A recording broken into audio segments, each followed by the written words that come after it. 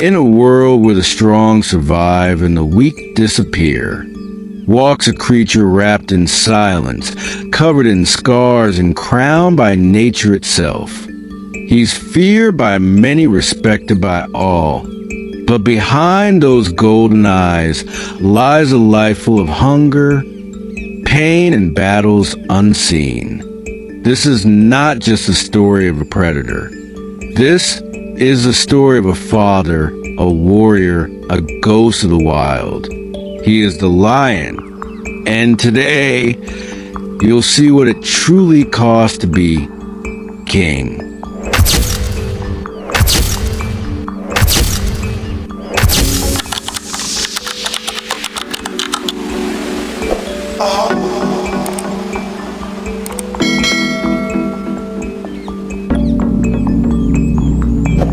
The Silent King, life of a lion in the wild.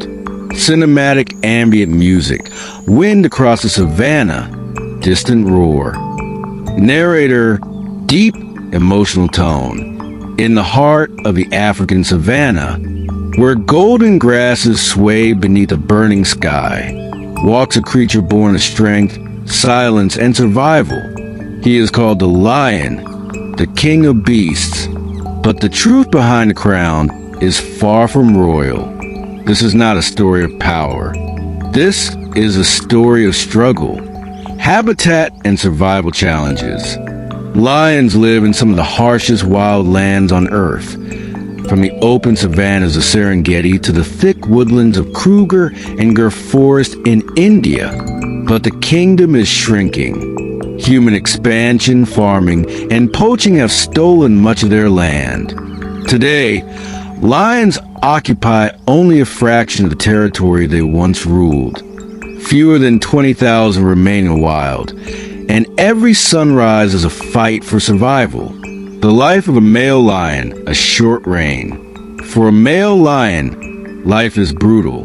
Born into a pride, he is just 2 to 3 years before he is driven out, often by his own father or dominant males. Alone and unwanted, he must wander the wilderness, hungry, hunted, and exposed. Only the strongest survive these early years.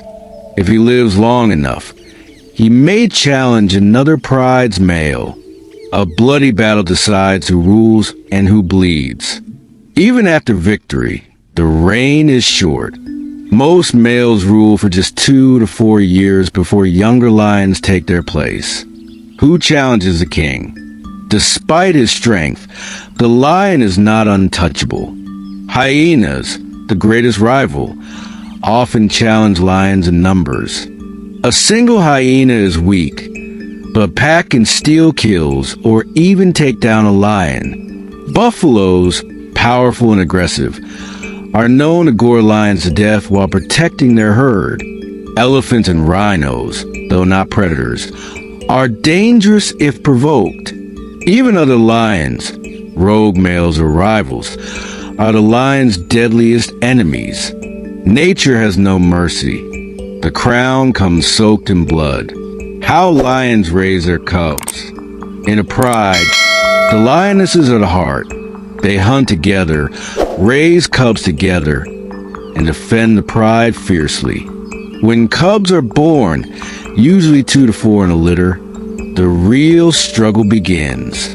They are blind, helpless, and easy prey for hyenas, leopards, and even male lions who take over the pride. Only 1 in 5 cubs make it to adulthood.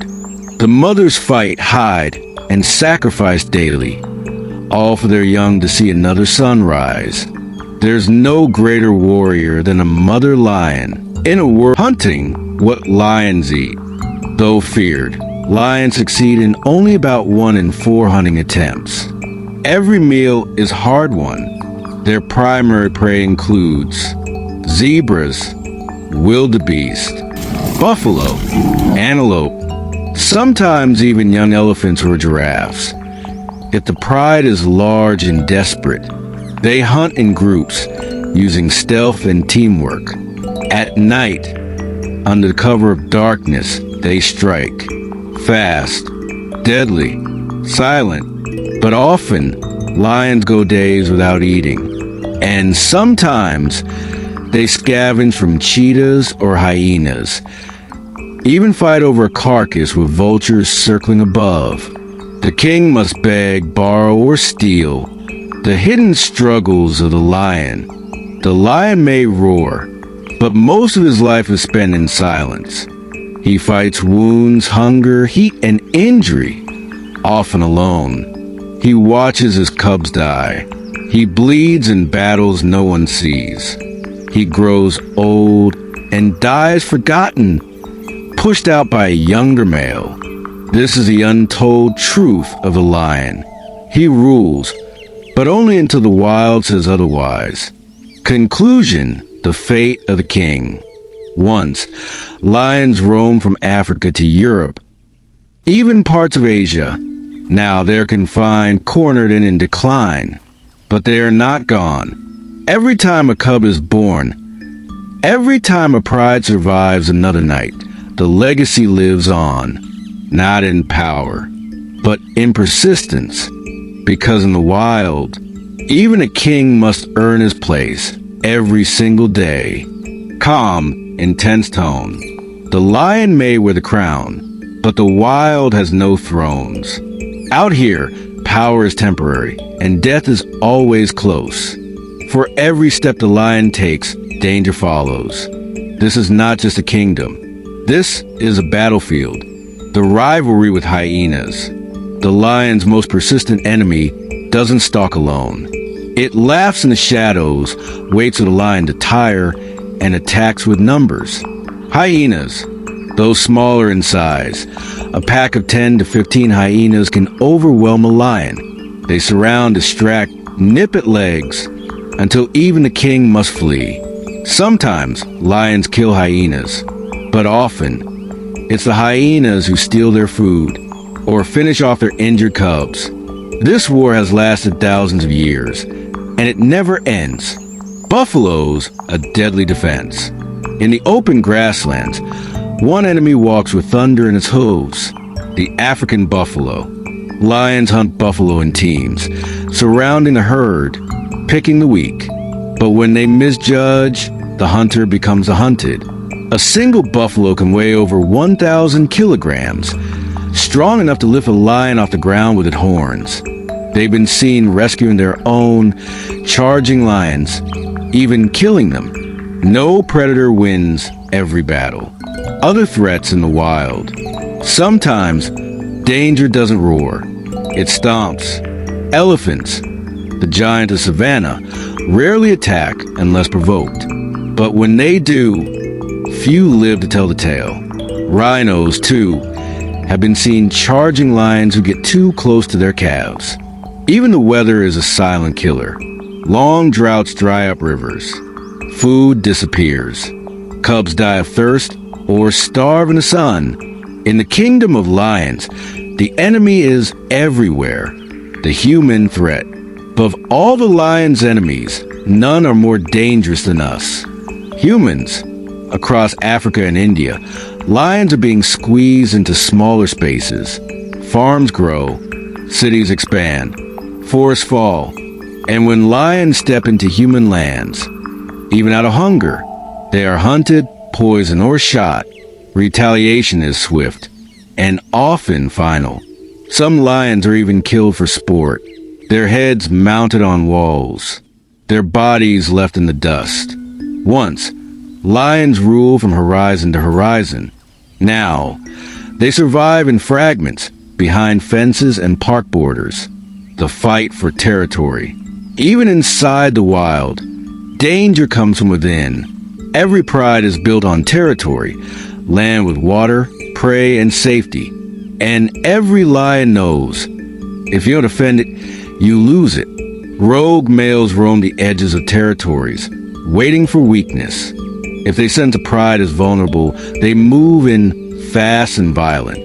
The battle is brutal, teeth against teeth, roars that shake the air. If the challengers win, they take over the pride and kill every cub that isn't theirs. For lions, survival isn't just a game of hunting. It's a war of bloodlines. Music builds dramatic silence, then a low roar in the distance. Narrator low and steady. The lion may stand tall, but every moment is earned through scars, through loss, through defiance. In part 3, we will enter the most sacred side of the lion's world, the bond between mother and cub, and the ancient dance between predator and prey. Because to understand the king, you must see how he raises his air, gentle, reflective tone. The lion is often seen as a beast of strength or violence, but behind every roar lies a world rarely shown, a world of care, of teaching, of silent love. And in this world, the lioness rules with unmatched devotion, the bond between mother and cub. When a lioness gives birth, she hides her cubs deep in tall grass or rocky crevices. They are blind, helpless, barely breathing. For the first 6 to 8 weeks, she keeps them away from pride, feeding them, cleaning them, guarding them from predators. She hunts alone and returns panting and wounded just to feed her cubs. Every day is a risk. Leopards, hyenas, even male lions may kill her young, but she stands her ground. In the wild, a lioness isn't just a mother. She's a shield, training the next generation. Once the cubs are strong enough, she brings them into the pride. There, the lessons begin. How to stalk without being seen. How to crouch without making a sound. How to strike without hesitation. Cubs play, pounce, and chase, not just for fun, but for survival. By the age of 2 years, they begin joining hunts, learning by failing, missing the kill, watching their mothers try again. That's how lions learn, not from lectures, but from loss. The hunt, dance of life and death. In the heart of the night, under a moonlit sky, the pride begins to move. Eyes locked, bodies low, breathing slow. The lionesses move like shadows across the grass. They circle, they close in, they wait. Suddenly, they strike. The hunt is chaos. Dust flies, hooves thunder, roars echo. If the pride is lucky, they bring down a zebra, a wildebeest, maybe even a buffalo, but often they fail. Despite their strength, lions succeed in only 1 out of 4 hunts. And when they eat, it's a feast. But when they fail, they go hungry. Every meal is a test. Every hunt, a gamble. The lion's final years. For the male lion, the final chapters are silent. After ruling a pride, fighting rivals, raising cubs, he is eventually driven out by stronger males, by age, by time. His mane fades, his strength weakens, and slowly he disappears into the grasslands, alone. Some die of starvation, some fall to injuries, others are killed by hyenas or even elephants. No crown lasts forever, but the echoes of his roars remain. Legacy, what the lion teaches us. The lion's life is not just about dominance. It is about resilience. It's not about ruling with fear, but surviving with grace. The lion teaches us that even the strongest fall, but the greatest rise again. That strength lies not in how loud you roar, but how quietly you endure. He is not just a hunter. He is a father, a leader, a legend, and though his kingdom may shrink, his spirit still walks the winds of the savannah. Music fades into the sound of distant roaring, camera fades to black. Softly, he came with the wind and left with the silence. The lion, the king, still watches from the wild.